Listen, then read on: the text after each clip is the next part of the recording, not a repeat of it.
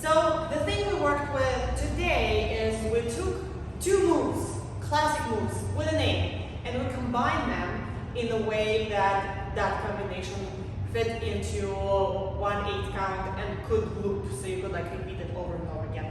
You could do different sides, for example, like see how it switches sides, but it needed like the pattern had to fit the 8. So you had to figure out what the transition would be like, which counts those classic moves traditionally start on, how that works out into the whole thing. There were a lot of options there because we just did a group work where everybody picked two moves and then they worked with each other to do those little combinations.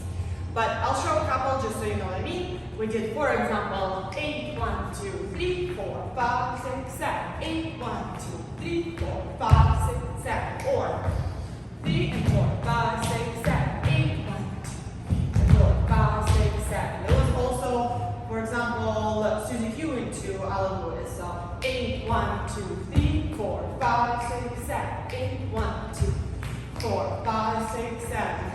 The one that impressed me especially was Applejack and To Mess Around, and it like turned. So it was 1, 2, 3, 4, 5, 6, 7, 8. 2, 3, 4, 5, 6, 7, 8. So you could play around with direction and timing, which is what we talked about last week. There were many other options, but you had to be there, and you can do it on your own, at home. This is your homework. Take two moves and combine them. Good luck. Bye.